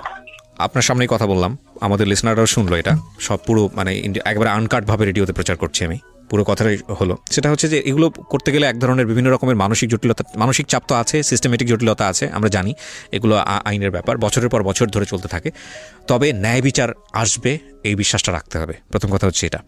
আর দ্বিতীয় কথা হচ্ছে যে যিনি ভিকটিম তিনি উপস্থিত আছেন, যারা এতক্ষণ ধরে শুনে এসছেন, নতুন করে বলার কিছু নেই, কিন্তু যার নামটা এখানে চলে এসছে, যেটা আমাকে ভয়ানকভাবে আঘাত করেছে, সেটা হচ্ছে এই সরকারি প্রাথমিক বিদ্যালয়ের প্রিন্সিপাল। ওনার নাম যেহেতু এসছে, উনি সম্মানিত ব্যক্তি, যেহেতু মামলাতেও নেই এবং এটা প্রমাণও হয় না, যেহেতু ওনার নাম মামলাতে যেহেতু নেই, এখন পর্যন্ত প্রমাণ যেহেতু হয় না, সুতরাং সেই জায়গাটি থেকে আমরা আসলে দাবি করতে পারি না উনি এই ধরনের কাজ করেছে নাকি করেনি, কারণ এটার এখতিয়ার কেবলমাত্র কোর্টেরই আছে। কিন্তু যেহেতু এই ধরনের একটা অনুষ্ঠানে তার নাম এসছে, সুতরাং আমরা এটা নৈতিক দাবি মনে করছি তার সঙ্গে কথা বলার, এবং তিনি যেটাই বলুন না কেন সেটা তার বলার অধিকার আছে। তো সেই জায়গাটা থেকে তিনি আমাকে একেবারেই চেনেন না, আমি ফোন একেবারে আনকাট অবস্থায় তাকে দিচ্ছি, এরপরে দেখা যাক কি ঘটনা ঘটে। কি নাম বললেন? সালাউদ্দিন। যেহেতু আপনার নামটা এখানে আসেনি, সুতরাং এখানে আপনার বক্তব্যটাও প্রাসঙ্গিক হয়ে যায়, সেই জন্যই আপনাকে ফোন দেয়া। আর আপনি যেহেতু স্কুলের প্রধান শিক্ষক, সেই রেসপেক্টটা আমাদের কোনো অংশেই কমতি নাই। সো আপনার আসলে কি বলার আছে বিষয়টা নিয়ে, বা আপনি কতটুকু জানেন? দায়িত্বের জায়গা থেকে তো আপনারও কিছু না কিছু করার ছিল, কি হয়েছে আসলে আমাদেরকে যদি বলতেন। আপনাকে ধন্যবাদ জানাই বলতেছি যে এটা স্কুলের একটা বাইরের ঘটনা ছিল, ঠিক আছে? স্কুলের বাইরের ঘটনা? স্কুলের বাইরের ঘটনা। এবং শ্যামপুর থানায় যখন এটার মামলা হয়েছে, শ্যামপুর থানার থেকে এটা তদন্ত হয়েছে, এরপরে তদন্ত হয়ে এটা আবার আপনার ইয়েতে গেছে শেলগা থানা। আচ্ছা, ভিকটিম সাপোর্টার যেটা আর কি। আচ্ছা, ভিকটিম সাপোর্ট সেন্টার থেকে তো আপনাকেও ডাকা হয়েছিল আমরা যতটুকু জানি। হ্যাঁ, আমি গিয়েছিলাম এবং ওইখান থেকে ওরা আসছিল, তদন্ত আসছিল। আচ্ছা, ওইখান থেকে ওই তাপসিংহতা নামে এক পুলিশ অফিসার আসছিল, আমি ছিলাম না ওই দিন, আমি ছুটিতে ছিলাম।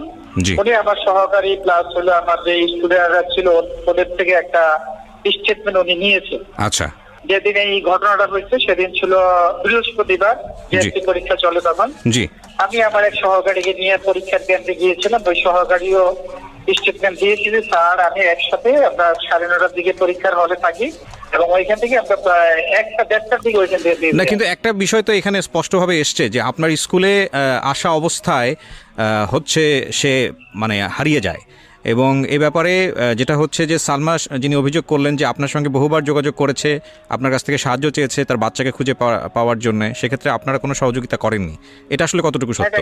সম্পূর্ণ মিথ্যা কথা।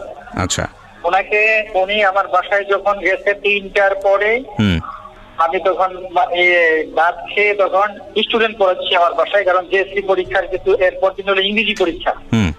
বাসায় পড়াচ্ছেন মানে আপনি প্রাইভেট পড়াচ্ছেন, তাই তো? আমার ওই তো স্টুডেন্ট ছিল আর কি। আচ্ছা, ওরা বাসায় আসে। আচ্ছা, একজন। আচ্ছা, এখানে আরেকটা বিষয় এসছে সালাউদ্দিন সাহেব, সেটা হচ্ছে যে আমরা এরকম শুনলাম সালমার কাছ থেকে যে মানে বাচ্চাদেরকে এইরকম বাসায় পড়ানো বা কোচিং পড়াতে এটা বাধ্য করা হয়, এটা আসলে কতটুকু সত্য আপনার স্কুলের ক্ষেত্রে? না, এটার কোনো সত্যতা নাই, এটা মিথ্যা কথা। আর আমাদের ওই যে আছে আপনার যে পঞ্চম আর অষ্টম, আমাদের এখানে অষ্টম পর্যন্ত আছে। জি, অষ্টম পর্যন্ত। পঞ্চমের আমাদের থাকে যে পঞ্চম পিছিয়ে পড়ে ছেলে মেয়েদেরকে আমরা বিশেষ একটা ক্লাসের ব্যবস্থা করে থাকি ছুটির পরে। আচ্ছা, এটা আমাদের অফিস থেকে একটা নির্দেশ থাকে যে ওদেরকে আপনারা যে করেই হোক পিছিয়ে পড়া ছেলে মেয়েদেরকে একটু অগ্রসর করবেন। আচ্ছা, আচ্ছা, আমাদের জায়গা থেকে একটা বিষয় আমরা বুঝতে পারছি যে আপনি যেটা বলছেন যে ওনারা যেটা অভিযোগ করছে সেটা সম্পূর্ণরূপে মিথ্যা, আপনার বিরুদ্ধে যে অভিযোগটা এসছে। আচ্ছা, আমরা সেটা প্রচার করছি, পাশাপাশি আমাদের যিনি ভিকটিম, আমরা তো তার নামটা মেনশন করছি না, আপনার ছাত্রী, তার কাছ থেকেও এরকম কথা এসছে যে আপত্তিকর জায়গাগুলোতে আপনার জায়গা থেকে এক ধরনের ইয়ে ছিল, আমি আসলে স্পষ্টভাবে উচ্চারণ করতে চাচ্ছি না এই বিষয়টা রেডিওতে। তো আপনার ছাত্রী ক্লাস 5-এ পড়ে। হ্যাঁ, আমি প্রশ্নটা একটু কমপ্লিট করি যে ওর কি আপনার প্রতি কোনো ব্যক্তিগত ক্ষোভ ছিল যে কারণে আপনার মনে হতে পারে যে আপনার সম্পর্কে মিথ্যা কথা বলছে, যেটা তো হওয়ার কথা না একটা শিক্ষকের বিরুদ্ধে। আসলে ওদের যে বক্তব্য, সেই বক্তব্য অনুযায়ী যেটা বুঝতে পারছি, যেটা লম্বা সময় ধরে হয়েছে, চেতনানাশক ঔষধ প্রয়োগ করে এটা লম্বা সময় ধরে হয়েছে, এটা আসলে স্কুলে থাকা মানে এটার সাথে আপনি জড়িতও ছিলেন না? ওইটা কি হয়েছে না হয়েছে ওগুলা আমি কিছু বলতে পারবো না। ওগুলা এটা কি করতে পারছে সেটা তাদের ব্যাপার। এটা স্কুলের বাইরে কি হয়েছে না হয়েছে এটা পুলিশ ইনভেস্টিগেশন করছে, পুলিশ কি পাইছে না পাইছে সেটা আমিও জানি না। আপনার কাছে যেরকম বলছে আমি এরকম শুনছি, এর বেশি আর আমি কিছু বলবো না। খন্দকার জান্নাতুল ফেরদৌসকে কি আপনি চিনতেন? জান্নাতুল ফেরদৌসকে আমি তো স্টুডেন্ট নাকি চিনি, খন্দকার জান্নাতুল ফেরদৌস নামে কেউ চিনি না। খন্দকার জান্নাতুল ফেরদৌস হচ্ছে এই মামলার 1 নম্বর আসামি, এনার তো আপনাকে চেনার কথা, এতদিনে তো জানার কথা। আপনার স্কুলের ছাত্রী সে ভিকটিম হয়েছে, আপনি তো তাকে চেনার কথা। কেউ যদি তাকে কিছু করে থাকে আমরা বলছি বারবার যে তার আমরা বিচার চাই। আমরা এলাকাবাসী এটা নিয়ে অনেক মিটিং করছি, আমার স্কুলে কমিশনারের সাথে আমি আলাপ করছি, আমাদের যে স্থানীয় কমিশনার আবু ভাই তার সাথে আমি আলাপ করছি, আমাদের স্থানীয় এমপি সঞ্জিতা তার সাথে ব্যাপারটা নিয়ে আলাপ করেছি এবং লোকাল যত লোক আছে সবার সাথে আলাপ করছি এই ব্যাপারটা নিয়ে যে আমরা কি করতে পারি। না অফকোর্স এটা আমরাও সেটাও চাই, আমরাও সেটাও চাই। হ্যাঁ, তো আমরাও চাই। কিন্তু আপনার স্কুল থেকে তো ভিকটিম মানে আপনার ছাত্রী সে চলে গেল, স্কুল থেকে বের হয়ে অন্য একটা স্কুলে ভর্তি হয়েছে, আপনারা কি চাইলে তাকে নিরাপত্তা দিয়ে স্কুলে রাখতে পারতেন না, বা এই ব্যাপারে আপনাদের স্টেটমেন্ট আসলে কি ছিল? আপনার ছাত্রী যে ভিকটিম সে তো আপনার স্কুলে এখন আর পড়ছে না, সেখান থেকে অন্য একটা স্কুলে চলে গেছে আমরা যতদূর জানি। সে তো পরীক্ষাই দেয় না, সে তো কি আমার থেকে অ্যাডমিট নিয়ে গেল, সে পরীক্ষা দিবে, একবার সে পরীক্ষাই দেয় না। পরীক্ষা তো সে দিতে পারে নাই, দেয় নাই না পরীক্ষা, সে দিতে পারে নাই, আপনি বোধহয় খোঁজ খবর রাখেন না। না না, আমি তারে পরে ফোন দিচ্ছি যেদিন তার মা এসে আমার থেকে অ্যাডমিটটা নিয়ে গেল। আমি বললাম যে ওটা পরীক্ষার হলে পারেন, কারণ আমরা কিন্তু পরীক্ষার হলে থাকি না, আমরা থাকি অন্য জায়গায়। পরীক্ষার দিনও আমি ফোন দিচ্ছি তারে, যখন হলের থেকে ফোন দিচ্ছি যে আপনার এই স্টুডেন্ট আসছেন, তখনও তার আমি ফোন দিচ্ছি, সে আমাকে অকথ্য ভাষায় গালিগালাজ করে দিয়ে যাচ্ছে। এটা আপনাকে গালিগালাজ কেন করেছে? আমি জানি না সে কেন করছে। যে একটা মানুষকে কারণ ছাড়া অকথ্য ভাষায় গালিগালাজ করলো, আপনি কোনো স্টেপ নিলেন না? আমি কি নেবো তার কিছু কেস, তো আমার দরকার নাই তো। না কিন্তু আপনি তো স্কুলের প্রধান শিক্ষক, আপনার সঙ্গে এই স্কুলের ইমেজ জড়িত। আপনি যদি আমাদের বিনা কারণে কিছু বলেন, আমি আপনাকে কেন বলতে চান? কোনো দরকার নেই তো আমার। আমি এলাকাবাসীকে বলছি যে সে এই বলে, এলাকাবাসী বলতে আপনার কিছু বলার দরকার নেই স্যার, আপনি চুপ থাকেন। আমি যতটুকু সাহায্য করছি স্যার সে সেটা জানেন। আমি তাহলে এখানে স্থানীয় পোলাপাইন দ্বারা খোঁজার অনেক ব্যবস্থা করছি। আপনি স্থানীয় পোলাপান দ্বারা খোঁজার ব্যবস্থা করেছেন, বিষয়টা আমি বুঝলাম না, মানে এটা একটু একটু যদি পরিষ্কার করতেন। না, সে যখন বলছে যে আমার সে পায় না, তখন বলছি যে ওদেরকে দেখো সম্ভাব্য কোনো জায়গায় সে থাকতে পারে কিনা। এই ধরনের এলাকার কিছু ছেলে মেয়েদেরকে আমি তার সাথে নিয়েই বলছি যে দেখো বাবা তোমরা। না, আপনি এলাকার ছেলে মেয়েদের কাছে কেন যাবেন? আপনি স্কুলের একজন দায়িত্বপ্রাপ্ত ব্যক্তি, আপনি যাবেন পুলিশের কাছে। পুলিশের কাছে তো রাত্রে গেছি আমরা। না, আপনি এলাকার ছেলে মেয়েদেরকে, এলাকার ছেলে মেয়ে কাদেরকে খোঁজের জন্য পাঠিয়েছেন? ওই মেয়েকে যে একবার আরেকটা ছেলের সাথে ধরে আনছিল ওই ছেলে, এবং আরো কয়েকটা মিলাই অ্যারেস্ট না, ওদেরকে আমরা পাঠাই। আচ্ছা, ওই মেয়েকে আরেকবার ধরে নিয়ে আসা হয়েছিল কোন একটা ছেলের সঙ্গে, আপনি সেটাই বলতে চাচ্ছেন? তো এটা আপনি নিশ্চিত? এটা নিশ্চিত, এটা পুলিশ সহ ছিল তো, পুলিশ সহ ধরছে, পুলিশের খবর দিয়ে আনছি আমরা। আচ্ছা, পুলিশ আইসা পরে এটা মীমাংসা করছে। এটা কবে স্টেটমেন্ট দিয়ে গেছে? ওকে, এটা কবে নাগাদ হয়েছিল? এটা এর ঘটনার কত সম্ভবত মাস খানেক বা মাস দুই আগে হইতে পারে। সেই সময় আপনার স্কুল থেকে কি স্টেটমেন্ট নিয়েছিলেন? আমরা তো পুলিশ এটার সাথে সাথে পুলিশের কাছে দিয়ে দিই। 1 মাস আগে? 1-2 মাস আগে হবে, আমার সঠিক ডেটটা মনে নেই। আচ্ছা, পুলিশের কাছে আপনারা দিয়েছিলেন। ওকে, ঠিক আছে। আমি আসলে প্রাসঙ্গিকভাবে যেহেতু আপনার কথা এসছে সে কারণে আপনাকে জিজ্ঞেস করলাম, এবং আমরা আসলে কাউকেই অ্যাকিউজ করছি না আমাদের এই অনুষ্ঠানে। আমরা চাচ্ছি যে একটা তদন্ত হোক, এবং তদন্তে যারা আসলে দোষী তাদের বিচার হোক, সেটা যেই হতে পারে। আর এই সমস্যাটা আমাদের সমাজে এখন বিভিন্ন অ্যাঙ্গেল থেকে, বিভিন্ন জায়গা থেকে আসছে, এবং এটা খুব মানে ভাইরাল আকারে ছড়িয়ে পড়ছে এই ধর্ষণের বিষয়গুলো। আমরা চাই যে প্রত্যেকে এখানে সঠিক ভূমিকা রাখুক, এবং আপনি যেহেতু স্কুলের প্রধান শিক্ষক, আপনার দায়িত্বটাও অনেক বড়, এবং আমরা বিশ্বাস করি যে আপনার এখানে সম্পৃক্ততা ছিল না, কিন্তু সেটা আসলে বিশ্বাসের উপর নির্ভর করে না, সেটা প্রমাণ করবে আসলে আদালত। সো আপনাকে অনেক ধন্যবাদ, আপনি সময় দিলেন আমাদেরকে, থ্যাংক ইউ। তো আমি যেটা বলছিলাম যে আপনার মেয়েকে আমি যেভাবে দেখতে পাচ্ছি তো মৃত, আমার কাছে মনে হচ্ছে যে মানে এর মধ্যে আবার ঘটনা হয়েছিল। কি ঘটনা? ওই থানায় নিছে, আবার ওই মেডিকেলের রিপোর্ট আইসা থানায় নিছে, রে ওই ডিসি এই ডিউটি অফিসার নিয়ে ধমকাইছে। আগের কথা বাদ, আবার আজমে ধমকাইছে, আবার আমি ধমকাইছি, কইছি তুমি গেছো কাগো বাসায় তোমার। এবার আমি ওর সাথে কথা বলবো, আপনারা কেউ কোনো ইন্টারাপ্ট করবেন না। গলায় দড়ি দিতে গেছে। আচ্ছা দেন, ওকে দেন, এটা দেন, মাইক্রোফোন দেন। তুমি আমার সঙ্গে কথা বলো 2 মিনিট, হ্যাঁ? সব কিছু ভুলে যাও। আমি জানি যে ঘটনা তোমার সঙ্গে ঘটেছে, সেটার জন্য আল্লাহ কাউকে ক্ষমা করবে না। প্রথম কথা হচ্ছে এইটা, কারণ তুমি এখানে নিরপরাধ, তুমি জানো না যে তোমার সাথে কত ভয়ানক ঘটনা ঘটেছে। কিন্তু আমরা সবাই তোমার সাথে আছি, লাখ লাখ মানুষ তোমাকে শুনতেছে, পৃথিবীতে খারাপ মানুষের সংখ্যা বেশি না, হ্যাঁ? লক্ষ লক্ষ মানুষ তোমাকে শুনতেছে, সবাই তোমার জন্য দোয়া করবে আজকে রাতে। সুতরাং তোমার জীবন ভালো হবে, এটা তুমি নিশ্চিত ধরে নিতে পারো। আমি মন থেকে তোমার জন্য দোয়া করি। টেনশন করার কোনো কারণ নেই। জীবন এমন না যে এর একটা ঘটনার কারণেই থেমে যাবে। যারা অপরাধ করেছে, তুমি তো শুনলাই তোমার লয়ার কি বললো। এবং একটা সবচেয়ে বড় জিনিস যেটা, আপনাদের ঢাকা মেডিকেল থেকে যে রিপোর্টটা এসছে, যেটা বলা হলো, সেখানে কিন্তু প্রমাণ আছে যে ও রেপড। তার মানে এটা পুলিশের দায়িত্ব এটা খুঁজে বের করা যে কীভাবে এটা হলো। এটা পুলিশ যদি কোনো কারণে চার্জশিটের এদিক ওদিকেও কোনো কিছু হয়ে যায় যেটা আপনাদের মনোভূত হচ্ছে না, তার মানে এটাকে কোর্ট থেকে এটা ওকে করার কোনো সুযোগ নাই। সুতরাং আপনাদের আস্থা রাখতে হবে। কিন্তু আমি তোমাকে এই সব জিনিসের নিতেই চাই না, কারণ তুমি ক্লাস 5-এ পড়া একটা মেয়ে, তুমি এগুলা কিছু বুঝবা না। দুনিয়ার এত ভয়ানক জিনিস তোমার জীবনটাকে নষ্ট করে দিক, শেষ করে দিক, তোমাকে একেবারে এফোর করে দিক। আমি জানো না, আমি 2-2.5 ঘন্টা শুনতেছি, আমি ভারী হয়ে গেছি অনেকখানি। আমি শুধু চিন্তা করতেছি, দেখো এগুলো একটা সময় সবাই ভুলে যাবে, কিন্তু তোমার জীবনের দাগ সারা জীবন হয়তো তোমাকে সমাজ বাধ্য করবে বইয়ে বেড়ানোর জন্য। হয়তো তুমি আমার কথাগুলো বুঝতেও পারতেছো না, ভুলে যাও। তুমি আমাকে একটু বলো তো, এই তোমার সাথে এই ঘটনা ঘটার পরে তোমাকে কয়বার থানায় যেতে হয়েছে এখন পর্যন্ত? অনেকবার। লেখাপড়া বন্ধ হয়ে গেছে? জি, কেন বন্ধ হলো? অনেকবার যেতে হয়েছে। যেদিন নাকি আমাকে ওসিসি থেকে ছাড়া দিয়েছে সেদিনও একদিন থানায় ছিলাম। হুম। তারপরে আবার অনেকবার ডাকাডাকি করছে, ওসি এসে জিজ্ঞাসাবাদ করছে। হুম। তারপর আবার থানায় একজন আছে, সেও জিজ্ঞাসাবাদ করছে, অনেকবার যেতে হয়েছে। বিপ্রিন সেন্টার লেখাপড়াটা বন্ধ করলা কেন?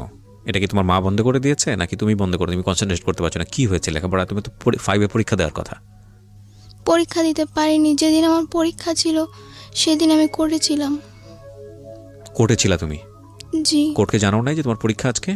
না, ওই দিন কি হয়েছে?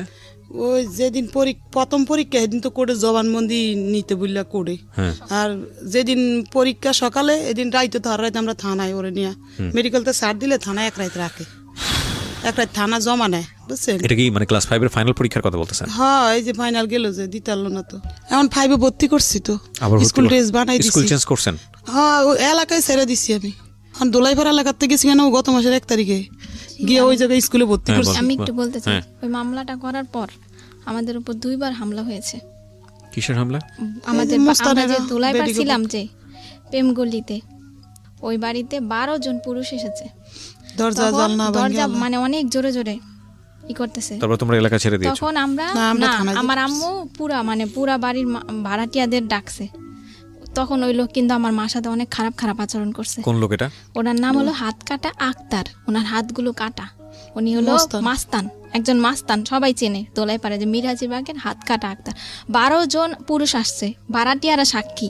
ও মেডিকেল তখন ও ঢাকা মেডিকেলে তখন আসছে। আমার আম্মুর সাথে অনেক খারাপ আচরণ করছে যে আপনার সাথে আমরা আলাদাভাবে কথা বলবো, এর একটা মীমাংসা হওয়া দরকার, আমরা মীমাংসার জন্য আসছি। তারপরে আমার আম্মুর সাথে সাথে আমাকে নিয়ে শ্যামপুর থানায় গেছে, একটা জিডি করছি আমরা এই ঘটনার প্রেক্ষাপটে? জি।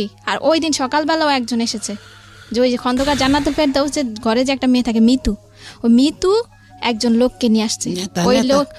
ওই লোক আমাদেরকে খুঁজে পায় নাই, আমরা সকালবেলা মেডিকেলে ছিলাম, তো আমাদের বাড়িওয়ালার কাছে কি না কি জিজ্ঞেস করার পরে চলে গেছে, আমাদেরকে পায় নাই। ওই জিডির কাগজ আমাদের কাছে আছে। তারপরে কিছুদিন আগে যে আমার আম্মু যে কোর্টে গেল, সিএম কোর্টের বাইরে, সিএমএম কোর্ট, জি সিএমএম কোর্টের বাইরে আসামি পক্ষের লোকেরা আমার আম্মুর ওড়না ছিঁড়ে ফেলতে নিছে। আমার আম্মুর উপর মানে যখনই দেখে খারাপ কথা বলে, তারপর আমার আম্মুকে হামলা করতে চায়। কোর্টে তো ওকেও নিয়ে যেতে হয়? না ও যায় ওকে না, নিতে আমার হয় না? আম্মু বাদী, আমার আম্মু যায়। তো আমার আম্মু কোতোয়ালি বাদী থানায় একটা জিডি করছে, সাধারণ হামলা হওয়ার পরে সাথে সাথে আমার আম্মু একটা জিডি এবং করছে। আপনারা জায়গাটা ছেড়ে দিয়েছেন। জি, আপনি জি। এখন কি করেন পেশায়? ওই কাপড় বিক্রি করি। কাপড়, এই বোরকা পরে কাপড়? এই আরানের আগে কলম না কিস্তি পাইছি, এই টাকা দিয়ে মাল উড়াইছি, বেচতে পারি নাই তো। আমার কিছু বলার আর নাই। ঘরে একটা আলমারি আছিল, ওইটা 10,000 টাকা বিক্রি করছি। একটা আলমারি বানাইছিলাম ওই কাপড় চোপড় রাখার লেগে, মানে এটা বিক্রি করে লাইছি। এটা দিয়ে যে গাড়ি ভাড়া বুড়া দিয়ে কোর্টে যাই, ওই টুকটাক করে উকিলের 200-300 টাকা এই আলমারি বিক্রি করার টাকা দিয়ে? হ্যাঁ, বেচালাইছি ওটা দিয়ে চলতেছে। একটা কথা বলতে পারি শুধু, ইতিহাসের জঘন্যতম একটা এপিসোড প্রচার হলো আজকের এই জীবন গল্পে। আমাদের যে মনুষ্য পরিচয় না, এই মনুষ্য পরিচয়গুলা, আমরা ভয়ানক খারাপ মানুষ। আমার এই সব মানে সিলেবাস এই খুব সুন্দর করে কথাবার্তা বলা, এগুলো সব থেকে বের হয়ে আসে, ভিতর থেকে যেগুলো আসতেছে সেটা আমি বের করতে পারতেছি না। আমি সরি টু সে, আমরা ভয়ানক রকমের বাজে মানুষ।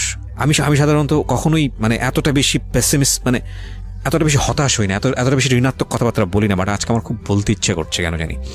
লেভেল থাকা উচিত তো, তাই না? মানে একটা হচ্ছে, এটা তো অবশ্যই একটা পারভার্টনেস, ভয়ানক রকমভাবে বিকৃত মানসিকতার যারা, তারা এই ধরনের শিশু যৌন নির্যাতনের সঙ্গে জড়িত। কিন্তু এইটা ঘটনা ঘটে যাওয়ার পরে যে সিস্টেমের মধ্যে এদেরকে আমরা বেঁধে ফেলছি সঠিক বিচার পাওয়ার জন্য, হয়তো সেটার প্রয়োজনও আছে। এটা কি আরেক ধরনের রেপ না? একটা মানুষকে শেষ করে দেয়া না? এটা তো ভয়ঙ্কর রকম ভাবে, আমার কাছে সেটাই তাই মনে হয়। আপনারা দেখুন, যেখানে সমাজের মানুষের পাশে দাঁড়ানোর কথা, যেখানে সমাজের চারপাশের মানুষ, ওর বাড়িওয়ালা থেকে শুরু করে সবাই পাশে দাঁড়িয়ে বলার উচিত ছিল যে তোমাদের আজকে থেকে আমরা আছি তোমাদের পিছনে, টেনশনের কোনো কারণ নাই, ন্যায় বিচার পাওয়ার জন্য আমরা কাজ করব। সেখানে মাস্তানরা এসে ধমকি দিচ্ছে, সেখানে মাস্তানরা এসে বলছে যে এটা না করলে এটা মীমাংসা করতে হবে, কোর্টে গেলে অন্যার টেনে ছিঁড়ে ফেলছে। আচ্ছা, আমরা কি মানুষ? বুঝলাম যে এই কাজটা করেছে সে ভয়ঙ্কর রকমের অমানুষ, তার মৃত্যুদণ্ড শুধুমাত্র এনাফ না, তাকে তো আমি মনে করি কেটে কুকুর দিয়ে খাওয়ানো উচিত। জীবন্ত অবস্থায় একটা হাত কেটে ফেলা হবে, কেটে ওটা কুকুরকে দেওয়া হবে তার সামনে, সে দেখবে তার শরীরের একটা অংশ কুকুর খাচ্ছে এবং সেটা সে ফিল করবে। তারপরে আরেকটা আঙ্গুল কাটা হবে, তারপরে পাটা কাটা হবে, এবং ওই পাটা ঠিক করা হবে, তারপরে ঠিক করার পর আরেকটা পা কাটা হবে এবং তাকে জানানো হবে 1 ঘন্টা পর তোমার পা কাটা হবে, 2 ঘন্টা পরে তোমার পা কাটা হবে, তাকে ভয় দেখানো হবে। তার পরিবারের ফ্যামিলি মেম্বারদের সবাইদেরকে মানে ফোকাস করা উচিত যে এই লোকের এই ফ্যামিলিতে থাকতো, এইরকম ভয়ানক রকমভাবে শাস্তি হওয়া উচিত। ধুকে ধুকে একটা মানুষকে মারা হবে এবং ধর্ষণের শাস্তি মৃত্যুদণ্ড, ব্যাস দ্যাটস নট অল। মেরে ফেলা তো ফিনিশ, কয়েক মুহূর্তের হয়তো বা যন্ত্রণা, কিন্তু প্রতি মুহূর্তে এরা যা ফেস করবে সারাটা জীবন। দেখেন তো একটু চিন্তা করে, এই ফ্যামিলিতে একটা ছেলে আছে, সে তার নিজের মতো সংসার করছে, এখন ছোট্ট একটা বাচ্চা, এই 2টো মেয়ে, এবং উনি কাপড় বিক্রি করে। ওর কথা বাদই দিলাম, ওর তো বড় বোন। আমাদের সমাজের যে সামাজিকতা, আমরা কি পারবো ওকে একটা সঠিক জায়গায় পাত্রস্থ করতে? বা এই যে মেয়েটা বড় হচ্ছে, ক্লাস 5-এ যে একটা ধাক্কাটা পেলো, ও সারাটা জীবন কি ট্রমার মধ্যে থাকবে আপনারা কি বুঝতে পারেন? ওই জায়গাটা থেকে ও কোন সাইকিয়াট্রিস্টের কাছে যাবে? ওর তো ভাত কেনারই পয়সা নাই, ও কোন সাইকিয়াট্রিস্টের কাছে যাবে? আমরা যখন গণমাধ্যমে এই একটা রেপের খবর পড়ি, আমরা যখন জানি যে একটা ছোট বাচ্চা রেপ হয়েছে, একটা ছোট বাচ্চা সেক্সুয়াল অ্যাবিউজ হয়েছে, আমরা উহু আহা করে স্ক্রল করে অন্যদিকে চলে যাই, মানে আমি ফেসবুকের কথা বলছি, শেষ। কিন্তু আমরা কি জানি একটা রেপের পর একটা ফ্যামিলিকে সারাটা জীবন রেপ সিস্টেমের মধ্যে চলতে হয়? সমাজ তাকে কীভাবে পরিমাণ রেপ করে, কীভাবে বাঁকা চোখে তাকাবে এর মায়ের দিকে, এর মেয়ের দিকে। একটু এই মেয়েটা যদি জীবনে একটু এদিক ওদিক থেকে করে, সবাই তাকে খোঁটা দেবে। আমরা আমাদের জায়গাটা থেকে কবে মানুষ হব? অন্তত এইসব সেন্সিটিভ জায়গাটা থেকে। ছি ছি ছি ছি ছি, একটা ছোট বাচ্চা যে দিন দুনিয়া বোঝে না। আমি অনেক বেশি হতাশ, আমি আসলে আজকের এপিসোডটাতে অনেক বেশি হতাশ, এবং আমার আর কিছু বলার নাই, নাথিং টু সে। তোমার কোনো স্বপ্ন আছে? তুমি স্বপ্ন বুঝো? মানুষ যে ভবিষ্যতে বড় হয়ে এটা হতে চায়, ওটা হতে চায়, এরকম কোনো স্বপ্ন আছে? সেনাবাহিনী। দাঁড়ান, ওর কাছ থেকে শুনি। তুমি বলো তো, তুমি এখন কি স্বপ্ন দেখো? তোমার যা মন চাই বল, তোমার কথা দিয়ে শেষ করবো আজকের অনুষ্ঠানটা। কি করবা তুমি? তোমার এই যে ঘটনাটা ঘটে গেছে এত কিছুর পরে, তোমার বাসাও চেঞ্জ হয়েছে, তুমি এখন কি করবা? কিছু চিন্তা ভাবনা আছে? কোনো চিন্তা ভাবনা নাই? আমি তোমাকে একজন ভালো সাইকিয়াট্রিস্টের কাছে ব্যবস্থা করে দিব। তুমি ওখানে যাবা, তুমি তোমার মা ওনাকে নিয়ে যাবেন, তোমার কাছ থেকে 1 পয়সাও নিবে না, ঠিক আছে? তুমি ওনার কাছে মন খুলে কথাবার্তা বলবা এবং উনি তোমাকে কাউন্সিলিং দেবে। আমি তোমাকে ব্যক্তিগতভাবেই এতটুকু হেল্প করব, কারণ আমি মনে করি এই আইন বলি, বিচার ব্যবস্থা বলি, এটা বলি, ওটা বলি, এগুলোর দীর্ঘসূত্রিতা আছে, মানুষ একসময় সব কিছু ভুলে যাবে। কিন্তু তোমার ভেতরে যে ঘটনাটা থেকে যাচ্ছে, এটা তুমি সারা জীবন বয়ে বেড়াবা। এই জায়গাটার স্কুলিং আগে হওয়া উচিত। তোমার এই জায়গাটা ভুলতে হবে, তোমাকে নিজের পায়ে দাঁড়াতে হবে। আমি তোমাকে কথা দিচ্ছি যে আমি তোমাকে নিজে একজন সাইকিয়াট্রিস্টের ব্যবস্থা করে দিব, এবং খুব ভালো একজন নামী সাইকিয়াট্রিস্ট। উনি তোমার কাছ থেকে কোনো পয়সা নেবে না, হ্যাঁ? এবং আমরা আপডেটে থাকবো তোমার ব্যাপারে। তুমি আবার লেখাপড়া করতেছো, তুমি ঠিকমতো ফিরে গেছো, তোমার সব কিছুর ব্যবস্থা হয়েছে, আমি আমার লিসনারদেরকে জানাবো। যতদিন আমি রেডিওতে আছি আমি কমিটেড করছি, যদি তোমাদের সাথে আমার যোগাযোগ রাখা সম্ভব হয়, আমি মাঝে মাঝে জানাবো যে তুমি কি করছো, তোমার পরীক্ষা কেমন হয়েছে, তুমি কি অবস্থায় আছো না আছো। তুমি সব কিছু ভুলে যাওয়ার চেষ্টা করবে আজকের পর থেকে। আর if any kind of problem, আমার নাম্বার তোমার কাছে থাকবে, তুমি আমার সাথে কথা বলবা, ঠিক আছে? ওকে? তোমার কিছু বলার আছে আমাদের যারা লক্ষ লক্ষ মানুষ এখানে যারা শুনছে রেডিওতে, তুমি তাদেরকে কিছু বলতে চাও? শেষে কিছু বলতে চাও? কিছু বলতে চাও না? ও মাথা নাড়াচ্ছে এবং ওর চোখে পানি।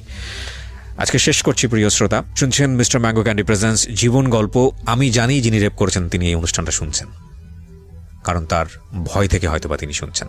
আপনাকে একটা কথা বলে শেষ করতে চাই, যদি এই দুনিয়ায় বিচার না হয়, আপনি তো মানুষ এবং আপনি সৃষ্টিকর্তা বিশ্বাস করেন, আপনার একটা ধর্ম আছে। আপনি একটু চোখ বন্ধ করে চিন্তা করে দেখেন তো আল্লাহ আপনার জন্য কি রেডি করে রাখছে। ধিক্কার, আর কিছুই বলার নাই। অনেক সুন্দর আছিল তো, এরম আসিল না তো। 3 মাস এরম হয়েছে, ছবিতে আপনারা দেখলে কবি এরম আসছিল। শেষ করছি প্রিয় শ্রোতা, ভালো থাকুন।